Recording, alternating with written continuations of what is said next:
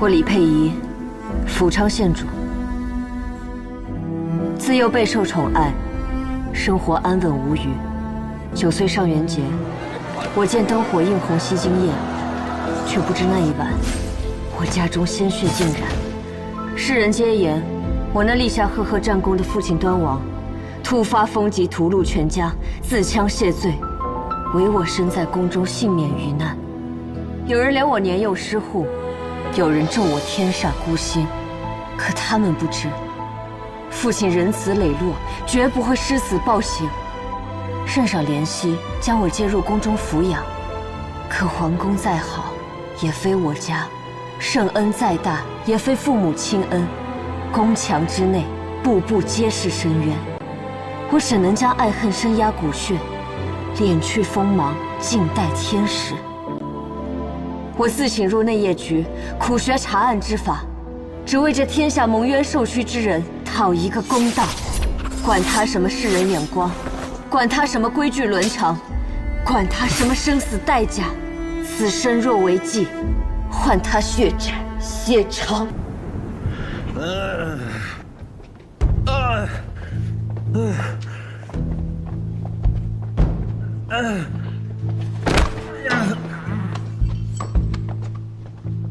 你定我4根桃木钉，我还你4件，不过分吧？你果然明英啊！当年北面满门，你都能够侥幸逃脱，如今被活埋在棺材里，你还是死不了。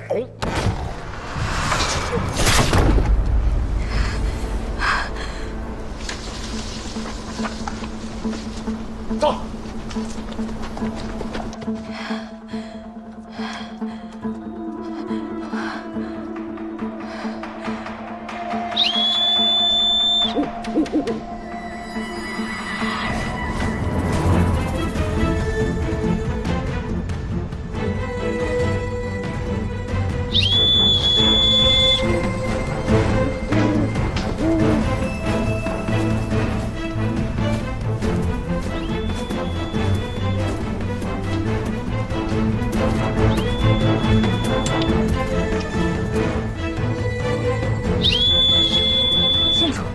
县主！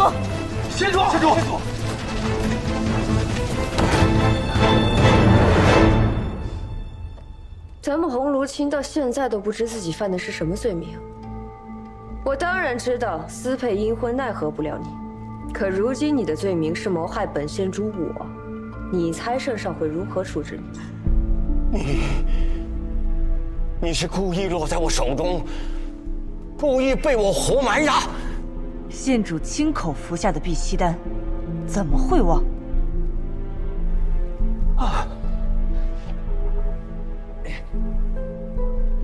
县主，若15公主和亲之事，老臣能够回选，是不是就可以活命啊？压下去！县主，县主啊，县主！15公主和亲之事，恐怕真的没办法了。去查查那回纥王子。是。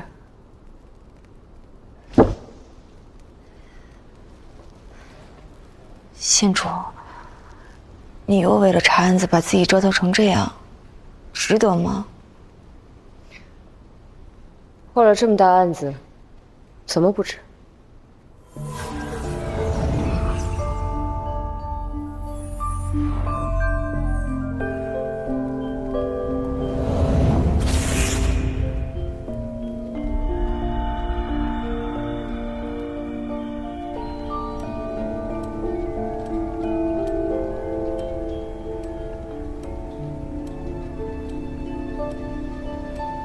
克星出物于玄霄之手，流齿月余，其色青黑。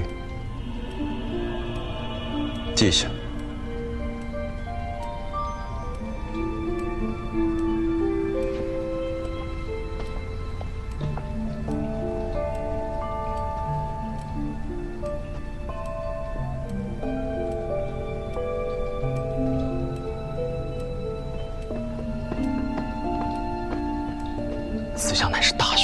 苟非其任，不得语言。圣上早定下的规矩，关心者不可沾，不可断。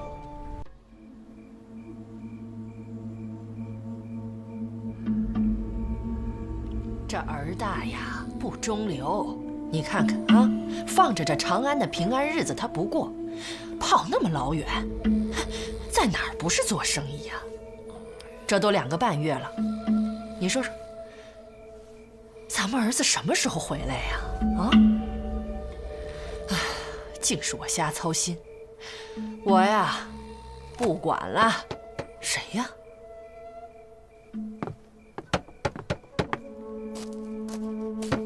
谁呀？来啦，来啦，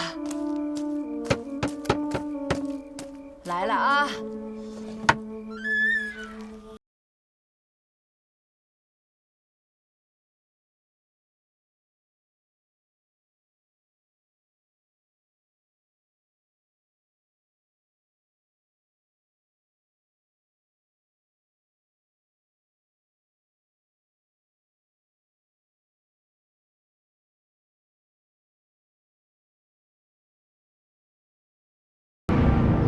儿子，儿子！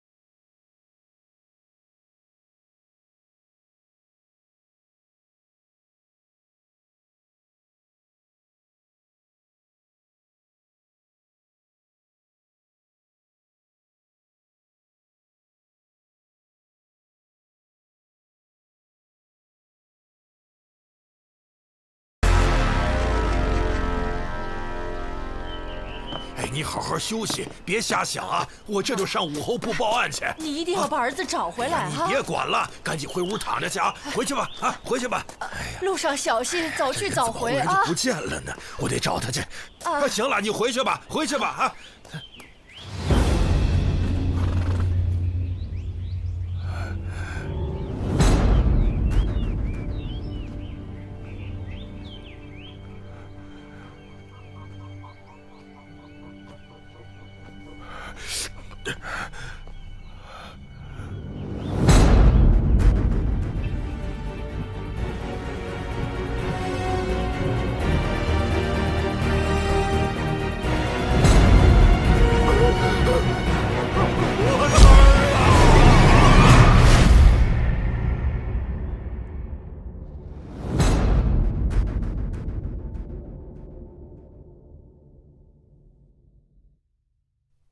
钱和名利皆无意义，一切有如梦幻泡影。哎，赚得再多有什么用啊？啊，赚得再多，你带得走吗？所以，大家在平时生活里要少一些名利心，少一些攀比心，学会控制自己的欲望，是不是？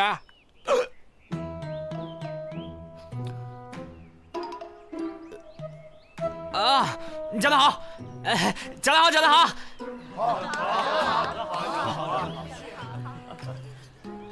有人见到我总是会问，说贺大善人呐，你这么大的家产，这么多的钱财，都是从哪儿赚来的呀？这话我就不爱听。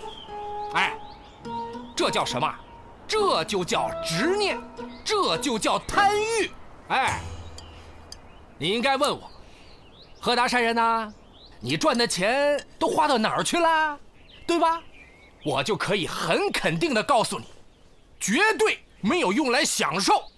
这大叔，我的钱菜做得好，顶级的。我的钱都是用来做慈善、做布施。像组织今天大家这样的聚会，希望你们能够传达我对佛学的理解之深刻，是不是啊？讲得好，讲得好，讲得好。这位小哥啊，我似乎不记得请过你啊。哦，我是替凡社公司四娘来的。哦，她今天有事走不开。哦，四娘啊，四娘可是女中豪杰，竟也有心向佛啊。是啊，四娘啊，最崇拜你了。她说啊，听您讲经比去庙里烧香还管用呢。哦，对了，四娘还说您家的佛经都是真迹，真迹。这话讲的倒也不假。就在前几天，几位从天竺来的高僧赠予我一本宝贵的真经。不夸张的讲，整个长安，不，是整个大唐，也只此一本。哎，我说贺大善人，那你把这真迹拿出来，让我们都开开眼呗，让没有慧根的我也见识见识嘛，是不是啊，大家？让开开眼吧。可以，大家共沾法语罢了。见真经、思佛陀都是缘分呐。管家，去吧。吃好，吃好喝好啊。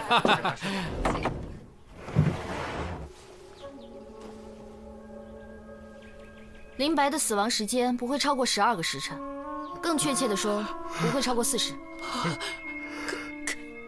可是他昨天半夜里，他回来了呀。死因确认是溺毙。昨天夜里，他回来的时候啊，浑身都湿透了。我知道了，一定是他的魂儿思家心切，飘回来跟我们老两口道别来了。他想回来就回来，想消失就消失。我儿他一定是回来有话想说。我儿子他死不甘心呐，老伴儿，他的魂儿回来报冤了。你说林白去了外地做生意，什么地方？凉州，去了2个多月了。他娘天天念叨，我儿啥时候回来呀？这不回来了吗？你要不要再看一眼？喏。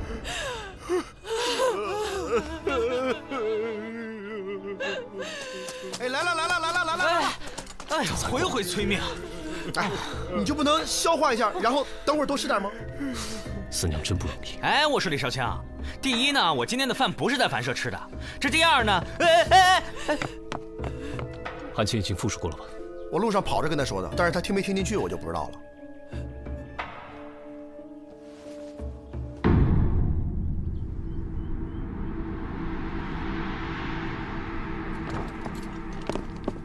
昨天晚上，您真是紧跟着林白一起进来的？我知道，说出来没人信，可我亲眼所见，我儿的魂儿回来了。这里倒真没有别的出口，没有能藏人的地方，没有大件家具，没有机关暗道，房梁也藏不住。这是典型的密室啊！难不成真是魂儿啊？有意思啊！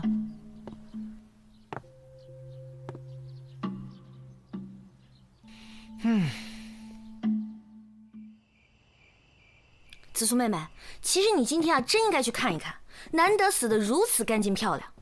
死因呢，简简单单，那皮肤啊，我跟你说，我觉得这件事情可不简单。如果林老太坚持她看到的是真的，那咱们就得给出个解释，一个大活人是怎么凭空消失的？要不然这长安城又人心惶惶的。我看谁敢传！又来了，李少卿，防民之口甚于防川，知不知道？正所谓穿拥而溃，伤人必多，民意如之。扫魔。行了，是有什么菜特别难吃吗？虾仁豆腐，真的特别咸。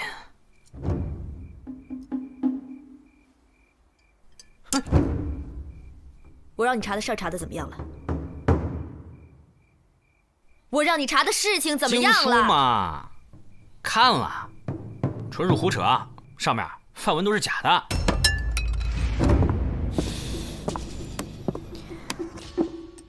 我就知道，贺元从几个天竺游僧那里得到一本梵文经书，就知道他一定是遇见谁了。安西道上有一对自称天竺游僧的马匪，从西周到沙州，所有的劫杀案里十有八九都是他们干的，主要劫持商人。一旦遇到官兵，就拿出几本假的梵文经书伪装身份。我有次收了钱替人押镖，10几个我的兄弟都死在他们手里。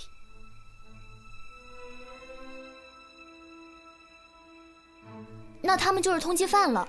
我记得刑部档案里有好几桩没有下文的西周劫杀案。若是匪帮，那还得叫四娘一声前辈呢。他们不是有山头的匪帮，行踪诡秘，我到现在都还不知道这帮人是谁呢，从哪儿来，到哪儿去。现在好了，来长安城了，老娘非得……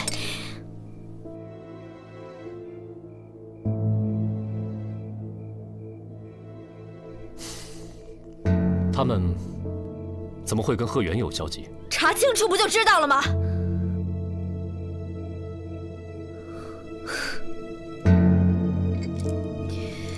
堂堂大理寺不是很威风的吗？我是要查个水落石出的，我要给我的兄弟们报仇。我来查，我来替你查明白。老大，我们的案子还没破呢。去，有你什么事儿？林白死之前去过凉州，如果安西道上真有什么天竺马匪来过长安，凉州可是必经之地。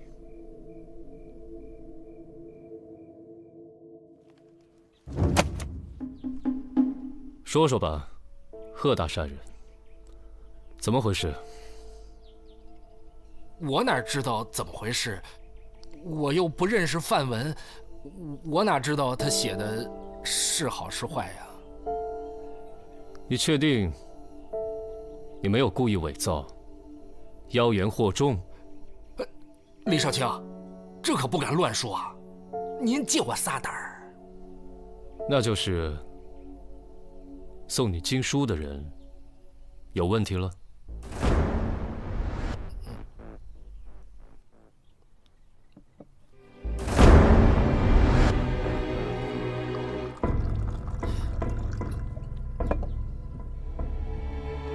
其实也没有高僧送给我经书，这经书是在大门前的石阶上拾的。当时正巧长安城头传天竺高僧的，我就随嘴那么一吹。不是真的，我没骗你呀，我说的都是真的呀，我少来这套，再不说把你带回大理寺。对，怀远坊东角门的张木匠可以给我作证。老张，老张，停！你说你这都不干了，你还扫什么地呀你啊？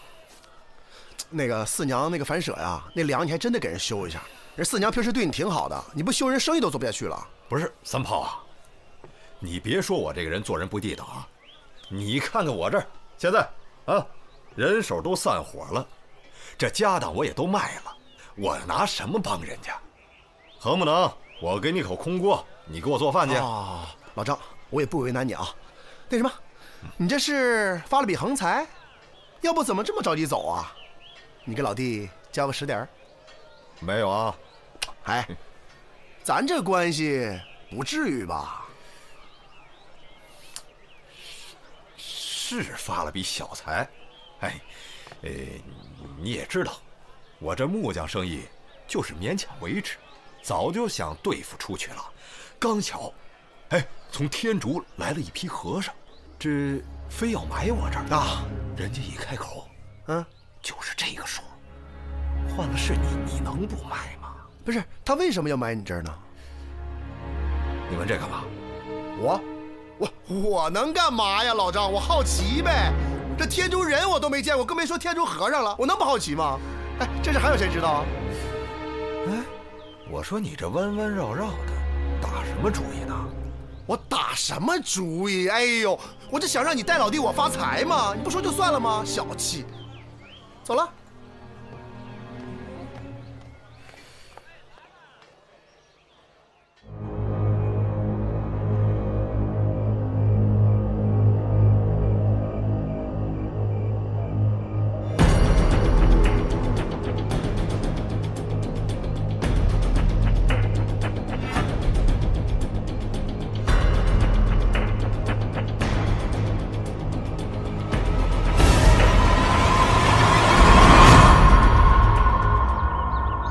一点进展也没有啊！哎，萨摩和三炮去哪儿了？在西市打探消息。还是那几个天竺游僧？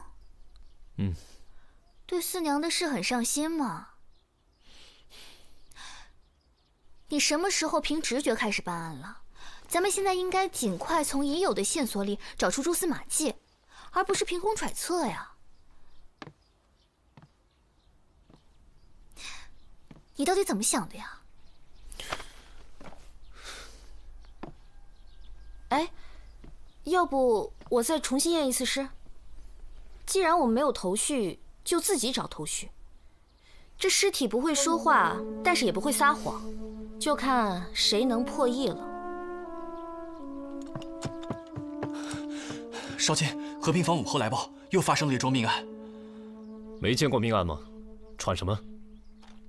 和灵白的案子一模一样。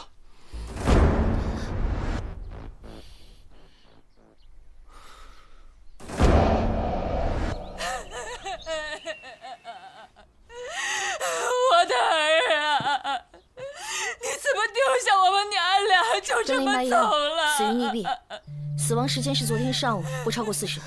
薛夫人，你确定昨晚没有看错，是你相公回来了？他就站在那儿，浑身滴着水，他果然是被淹死的。他站在那儿，然后走进房间消失了。今天一大早，尸体又坐着马车回来，这也太邪门了吧！你说薛毅去凉州做生意2个多月了。哎，那辆马车是我丈夫离家时雇的。查过了，跟林白的一样，没线索。这就不明白了，长安已经是天下最大的集镇了，为何还会有商人跑去凉州做生意呢？他们是去淘货的，因为普通的外国货物到了长安城应有尽，而真正的奇珍异宝到了长安城就成了国贡方物，所以只有在边塞城市才有私底下的交易。要想淘到真正的宝贝，只有千里迢迢。这不是疯了吗？为了这么1、2件奇货，搭上身家性命？这些商人啊，都是疯子，只是程度不同而已。哎，萨摩呢？右野到哪去了？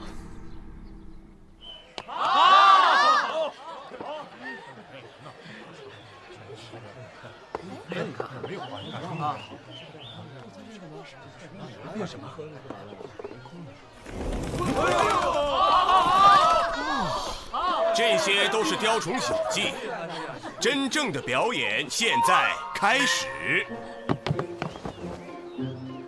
好，下面有请一位观众来检查一下我们这个神奇的门。我来，请。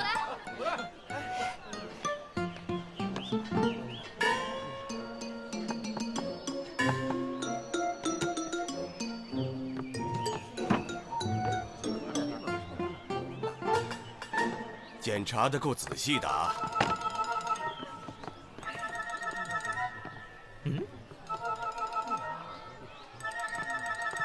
有什么问题吗？就是一扇装了门的屏风，没什么特别的。好，这位仁兄检查过了，这门没有问题。下面有请我的2位助手。没事，人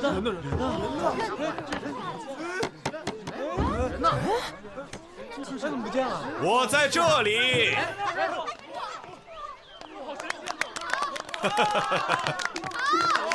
啊！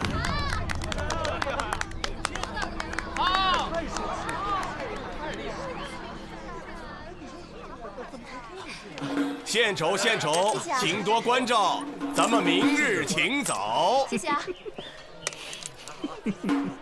谢谢。多谢多谢。你笑什么呀？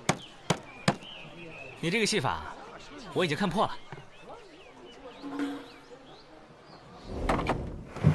哎，都在呢。我刚才已经把2具尸体重新验过了。双叶，吃饭呢呀！啊，这是我从林白的尸体内衣夹层里面搜出来的，外面还包了层防水的油纸。藏得这么保密，总不会是家书吧？鬼画符似的，不会是范文吧？不对，不是字，像幅画。是地图。地图？一天到晚随身藏着，什么不得了的地方？是长安城的周边啊。你怎么知道？你看这个轮廓，是不是很像长安西南面的轮廓？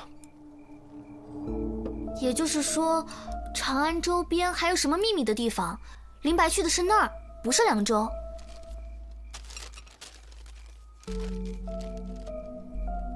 三炮，你还认不认识去边塞逃货的那些商人啊？认识，但也只是认识。没关系，找他们去聊聊。千万记着，带瓶好酒。满堂花醉，我可是一直没舍得喝啊。我舍得。此事非同小可，现在官府破不了案吧？他们当然破不了，为什么呢？这是2桩连环鬼案。哎，这世上有鬼，你们信不？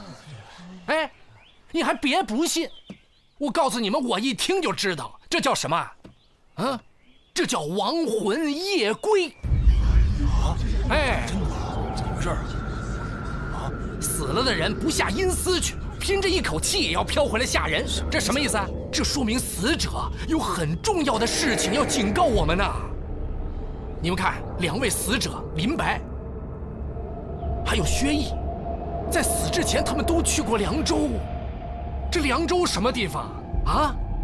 凉州这几百年来多少人战死啊，埋过多少白骨死尸的地方啊！我再告诉大家一件密事：10年前，在凉州东郊的安家村发生过一桩血案。话说左右武侯大将军正在合围凉州的时候，李鬼的手下有一伙溃兵，逃到了安家村。村民贪图他们随身的财宝，半夜里下杀手，将他们的财宝据为己有。那10几条人命死得冤啊，阴魂不散呢。从此以后，只要是有人不小心踏进那个地方，哎，冤魂就会自己跑出来要了他的命。亡魂归来就是要警告大家，那个地方不能再去，千万不能再去啊！千万。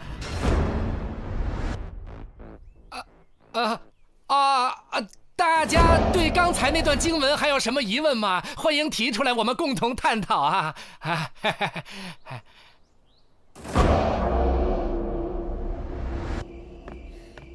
怎么回事？怎么回事啊？这都什么时候了？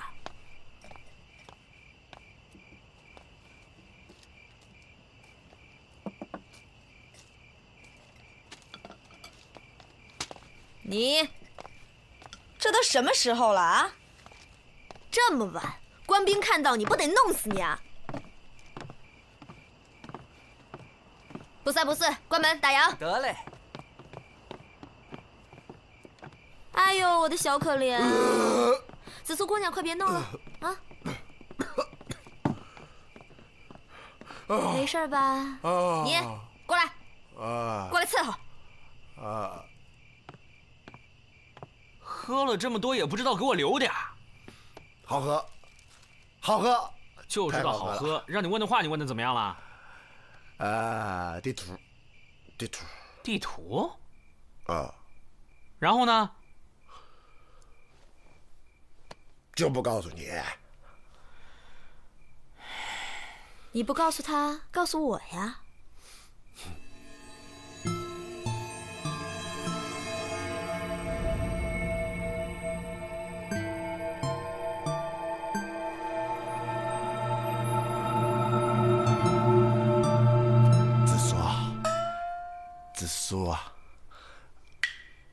紫苏，我跟你讲啊，我一般不喝酒，一喝酒我就说心里话。我对你，明白吧？我明白，我明白。是不明白，你不明白，你不会明白的，紫苏。我不是紫苏。不是紫苏，是苏有才。什么鬼？杜远，李长青、王大壮、胡木、胡林、胡森，哥仨。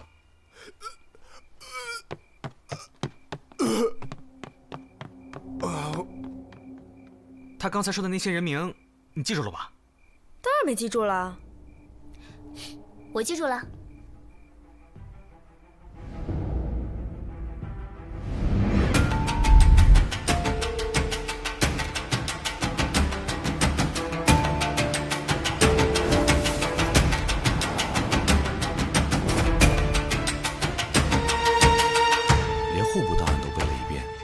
也真难为你了。这些人住得那么分散，平时怎么联系啊？我问了三炮，他们平时都不大来往，只是纯粹的生意关系，偶尔见面也只是生意上互相通通气。抱团好办事，也免受欺负，哪行都一样。非但如此，他们还很排外。他们发现了去凉州的近道，可以省很大一笔路费。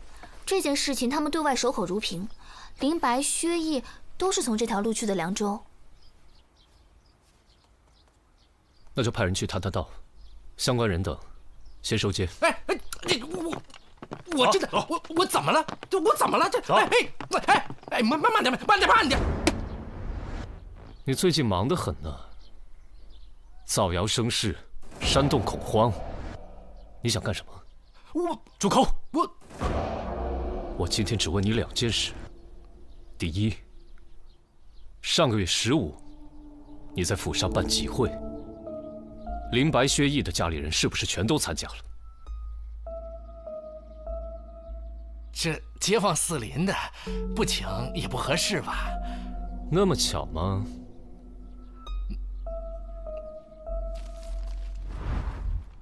这第2件事，你给我仔细想想，看清楚，这个名单上还有谁的家人当天也参加了？哎呀，这么多人，我哪能全都记住啊？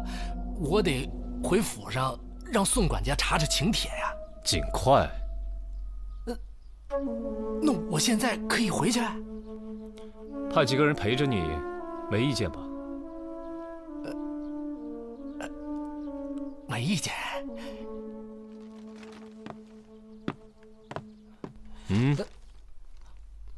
你还得做一件事情。诡案真相大揭秘啊！来，你们看啊，这条路啊特别的难走。贺大善人说了，两桩连环诡案的受害者都是因为知道了一条通往西域的寻宝路线图才被杀害的。朱正兄说的没错，从第一个死者的衣服夹层里就搜出了路线图。哎，看见没有？各位，既然得知了这个秘密，咱们总得做点什么吧，否则他们都白死了。对，绝对不能让他们白死。来，我们干了这碗酒，我们成立一个寻宝同盟。来，咱们干了！来，干！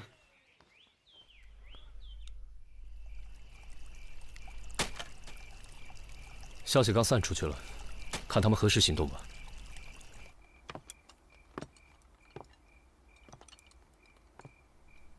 你干嘛不吃啊？萨摩，你已经吃了7碗了，世界上可没有任何事儿能耽误他的胃口。我当你夸我了，不像后面这人，虽然身经百战，可每次收网的时候都紧张的像进洞房啊！闭嘴。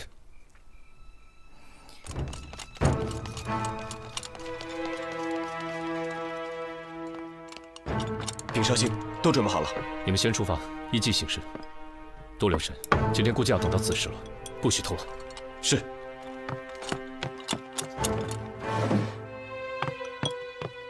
我也要去。小行动而已。扯！你从右后卫调来了一个小队，为什么不让我去？因为答应你的事没办到，这回我欠你的。李承业，你是个自恋狂，你知道吗？开赌了，开赌了啊！我们赌一下，今天晚上会在哪一家抓到真凶？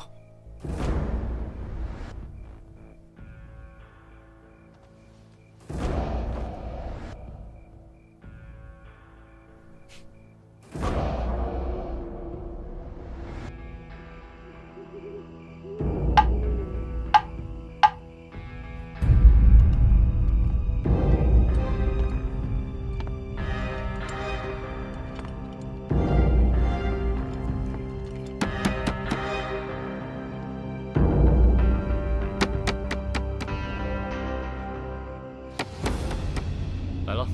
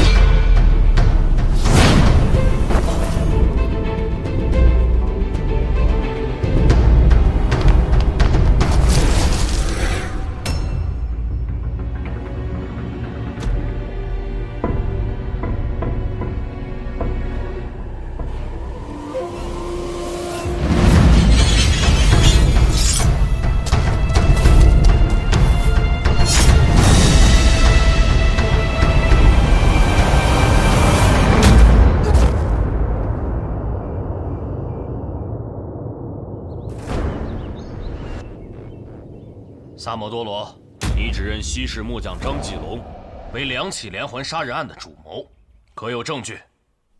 有，张木匠作坊里的5名学徒工就是人证，也是同谋，已于昨天晚上一并被擒获。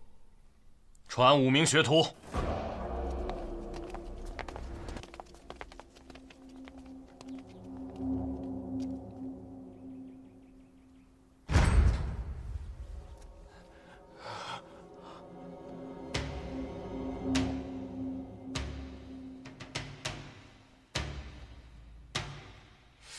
长得一模一样。李侍郎，这就是易容术。没错，张木匠学过易容术，他既可以装扮自己，也可以给学徒们易容。这就是本案离奇情节的关键点之一。接下来呢，我要先来说明一下，这2桩命案当中的惊悚事件到底是怎么回事。请允许传唤术师徐良。传。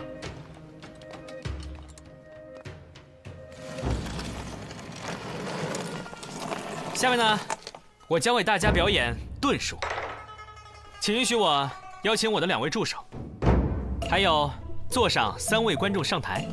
刘四请、周侍郎和王忠诚，难道你们3个不想解开这个谜题吗？简直是胡闹！是啊，搞什么鬼这是？演出开始了。这是要干什么呀？这个门看上去呢，跟普通的门板一样。怎么？各位，请看这儿。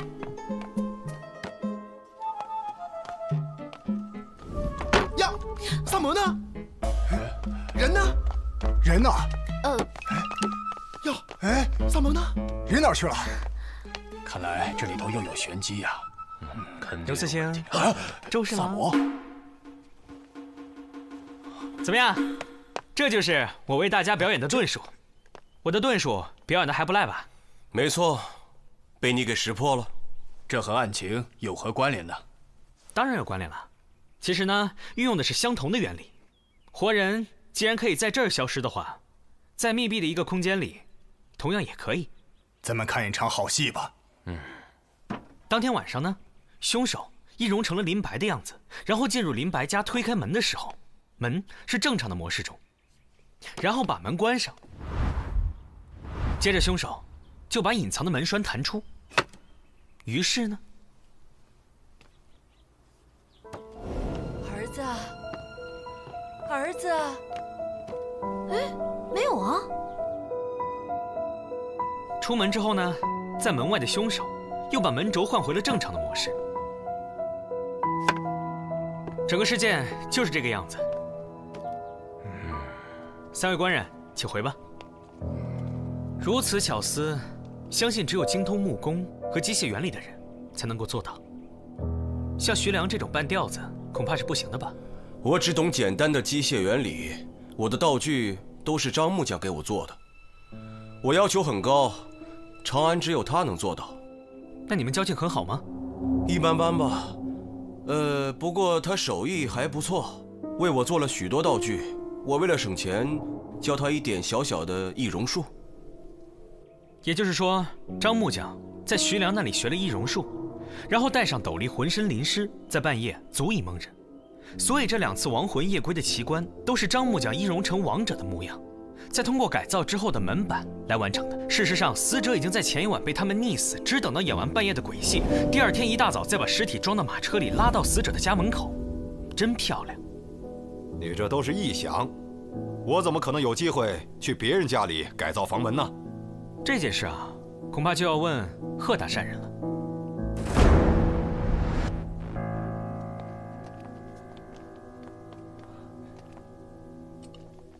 各位官人好。贺大善人，请问上个月15在你们家举办的法会，是不是邀请了林白、薛毅他们2个的家人参加？是。为什么？啊？我巧合，纯粹是巧合呀！我这个人喜欢热闹，也喜欢排场，所以我每次做法会的时候，那都是请几十位的街坊邻居一起参加。那天刚巧给这2家发了请帖，他们都来了，他们也没事儿，那就来喽。也就是说，那一天林薛那2家人都不在家。这件事儿，张木匠知道吗？啊？张木匠？哦，上个月初10，他倒是到我府上去修理过客厅的门柱。闲聊几句，我提到了15要办会，当时管家把请帖就放在厅堂里，想翻看肯定有机会啊。好，谢谢啊。哎，就这样，你得知情况后，潜入林薛2家，改造了房门。还有，究竟是谁把那本假梵文经放在贺府门口的？又是谁把天竺游僧来长安的鬼话到处散布的呢？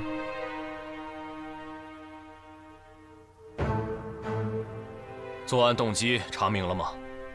查明了，2名死者都去了凉州经商，他们在长安都加入了一个商会，商会内部知道了去凉州的一个径道，可以节省很多时间和费用，但这条径道要翻过长安西南的一座无名山，阻碍了凶手团伙在山上的秘密活动，所以被杀了。什么秘密活动？3炮，禀四卿，我带人按照林白的路线图去查看过，发现有安营扎寨的痕迹。把你的意思说清楚。就是说，有军队驻扎过。啊。根据兵部档案，大唐从来没有府兵经过那条山路，根本不知道什么时候开辟出来的。情况很明显，有敌军潜入驻扎，窥伺长安。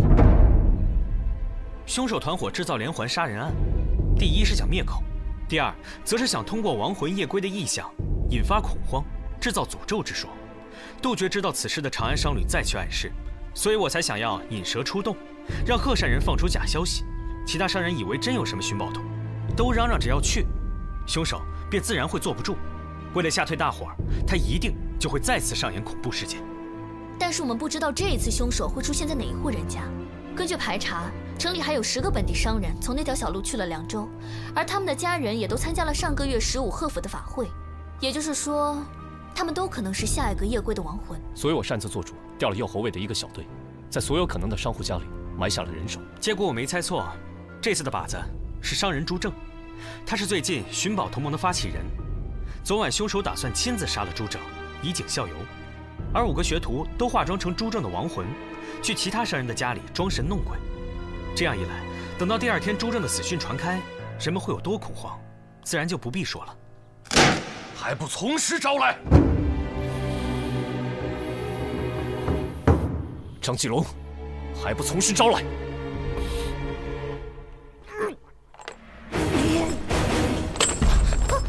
张继龙，张继龙！哦，5位学徒咬舌自尽。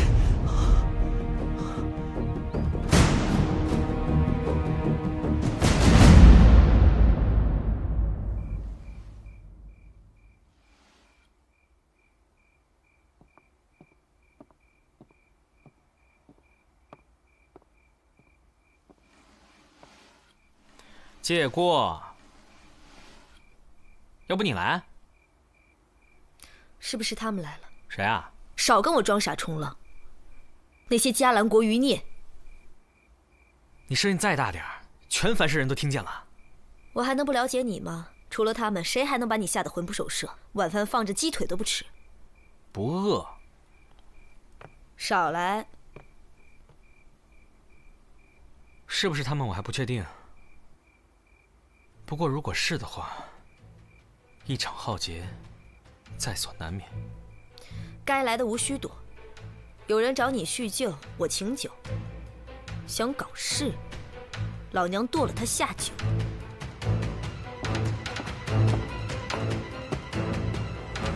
鸡腿放这儿了。